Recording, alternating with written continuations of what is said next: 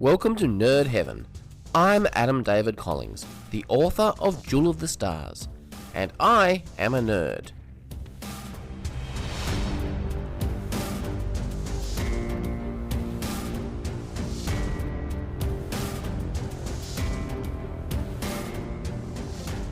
This is episode 21 of the podcast. Well, Star Trek Picard may be finished now, but Nerd Heaven is still here. Today, I'm going to be talking about my own personal history with Star Trek over the years. But how are you going with all this COVID-19 stuff going on? Tasmania is pretty close to full lockdown at the moment. The kids have been doing online school from home, which has been quite an experience. But we've got a couple of reasons to celebrate today. First off, it's my birthday. I'm 42 today, which of course is a significant geek milestone, because as Hitchhiker's Guide to the Galaxy teaches us, 42 is the answer to life, the universe, and everything. The second reason is that tomorrow is First Contact Day, which commemorates the first contact between humans and Vulcans in the year 2063, following Zefram Cochrane's first successful warp speed test. Although this celebration has been tarnished somewhat, because it was on First Contact Day in the year 2285 that Rogue Synthetics attacked Mars under the programming of Commodore O. Anyway, that's enough in-universe stuff. Let's talk Star Trek.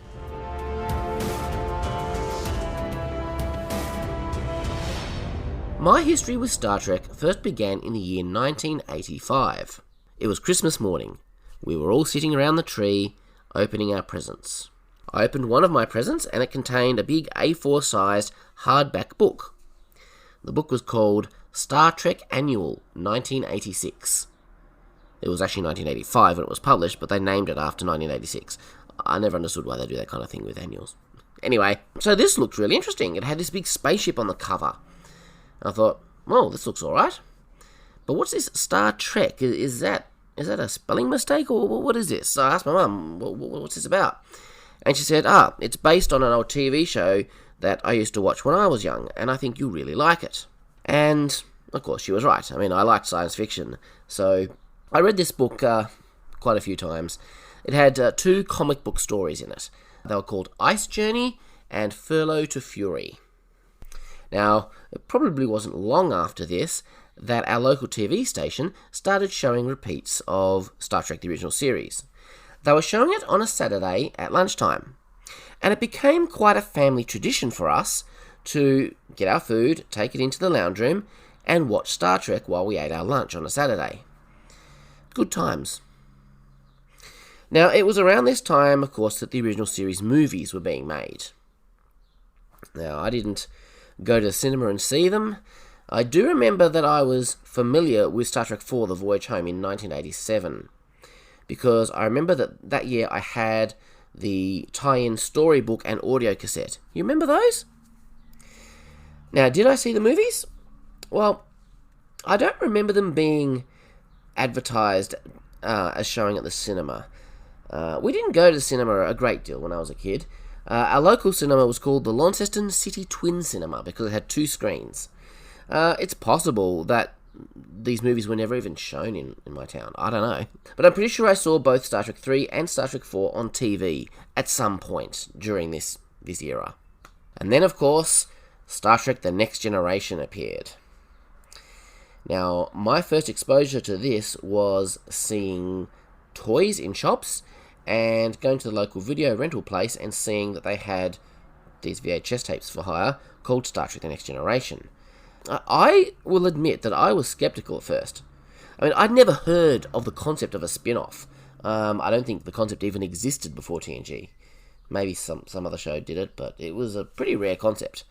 I mean, this was a TV show that was called Star Trek, but it didn't have the right people in it. It had all different people. So what on earth was that about? Like, I just didn't understand the concept. And I remember looking at this. They had a toy Enterprise. It was the Enterprise D, of course, in a shop. And it looked kind of like the Enterprise, but it was all squished. And I'm just thinking, what is this about? Anyway, TNG first aired on Australian TV in 1989. Now, despite my skepticism, when I heard it was actually going to be shown on TV, I was in. I mean, it was science fiction, so of course I was going to watch it. And it was called Star Trek. It had a Starship Enterprise in it. Yeah, I was going to watch it. I think before we saw the pilot episode, they had this special, which was narrated by Patrick Stewart. And in that, they actually showed a colour version of the Cage for the first time in TV history, I believe. And I was kind of curious that they had this old bald man as captain of the Enterprise. The naivety back then, thinking 47 was old. I'm not 47 yet. But yeah, I sat down and I watched Encounter at Farpoint with my family on TV. And yeah, I was hooked. It was Star Trek. And I just accepted the new crew. I accepted the new Enterprise. It was great. So yeah, I was in.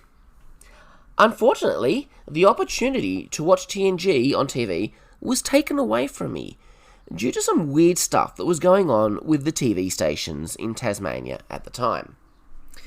There were 2 commercial stations in the state.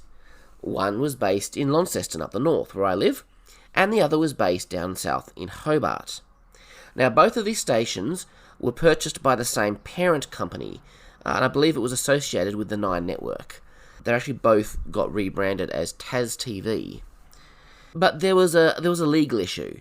There was basically a rule that said that all commercial TV stations in a state were not allowed to be owned by the same company, because that's a monopoly. So the Launceston station was sold to a new owner and basically became affiliated with the 7 and 10 networks. Now, the result of this was the station down in Hobart had the rights to show Star Trek The Next Generation. The station up in Launceston did not.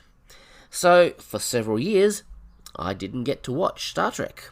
I missed out on several seasons of TNG. Kind of sucked. I did occasionally catch episodes on VHS rental. I remember that's how I watched Best of Both Worlds. And I think probably Unification as well. Now, I did catch Star Trek 6 at the cinema during this time. I didn't even know of Star Trek 5's existence. Later, I caught up with it on VHS. There's a bit of a trend here. So, in 1994, we had what we called aggregation, where both TV stations were allowed to now broadcast statewide, which meant I could watch TNG again. And I watched it religiously. This is when I really became a die-hard fan of Star Trek. Now, back in the early days of Season 1, it was showing in prime time. It was like early evening, Friday or Saturday.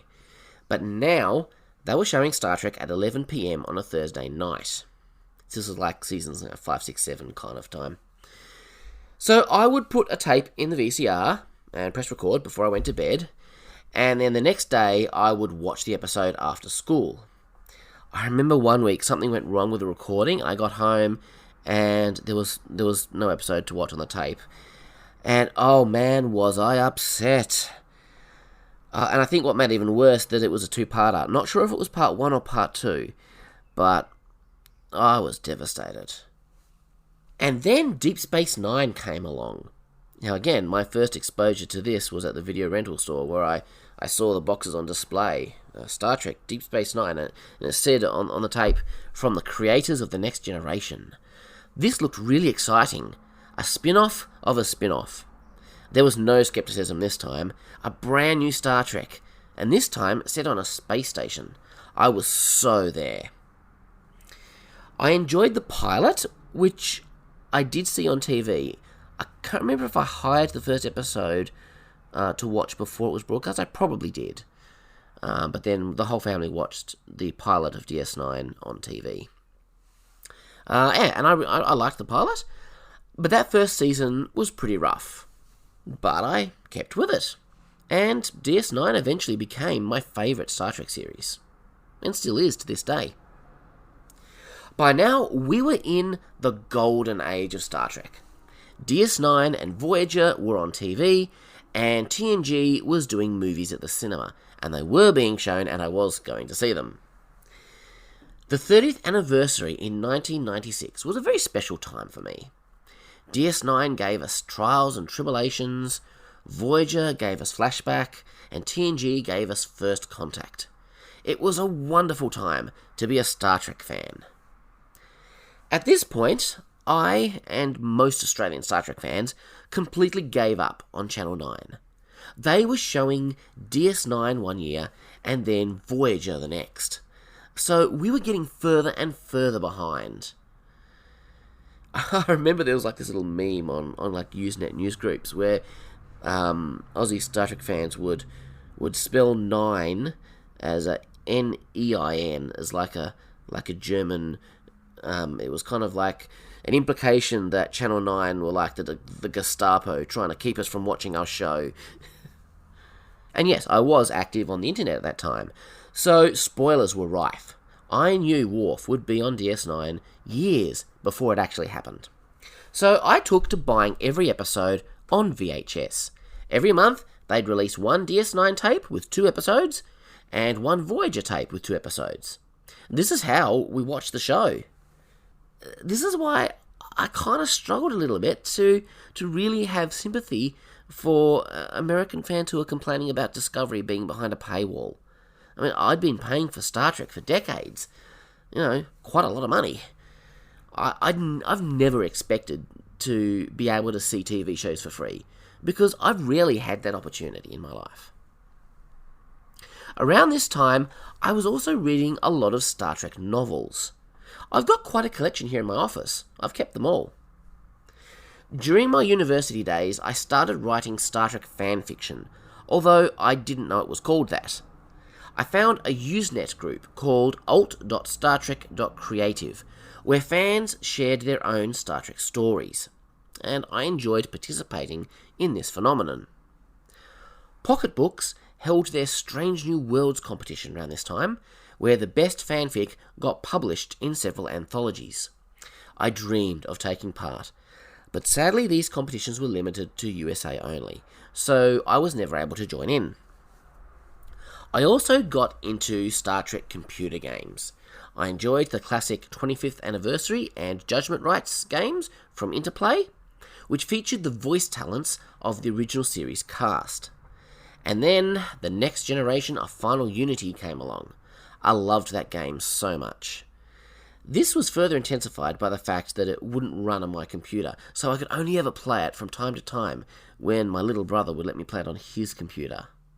We'd kind of, I had a computer and then he kind of got a new one, so his was better, and then a bit later I'd get a new one and my one was better, so it did get easier once my computer was actually able to play the game.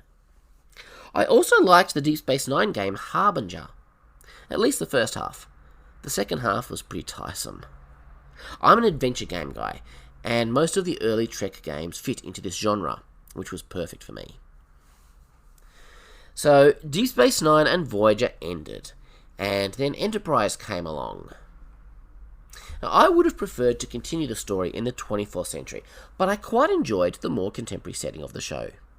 It was fun to see the captain of the Enterprise in a baseball cap, and while I may be in the minority, I really liked the theme song. It fit the new show, and, well, I liked the song.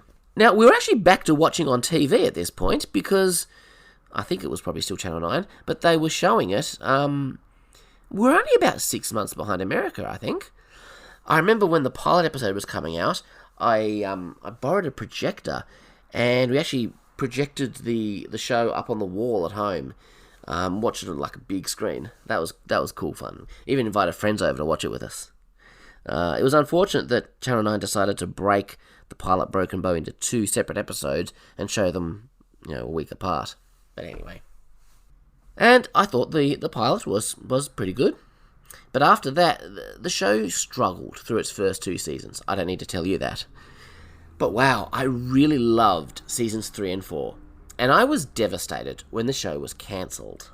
So, during that long, dreary drought, I managed to survive on fan-made Star Trek, like we all did.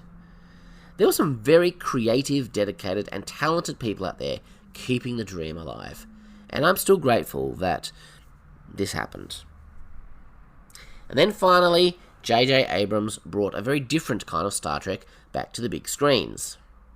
I was filled with anticipation for the 2009 movie. I just wanted Star Trek back. And that pretty much brings us up to present day. Now, we may be on the doorge of a new golden age. Discovery, Picard, Lower Decks, the Nickelodeon show, Section 31. But that's a whole other discussion. So that is my history with Star Trek. I hope that was a moderately entertaining story. I'd be interested to hear your Star Trek history stories. So leave me a comment and let me know how you first encountered Trek.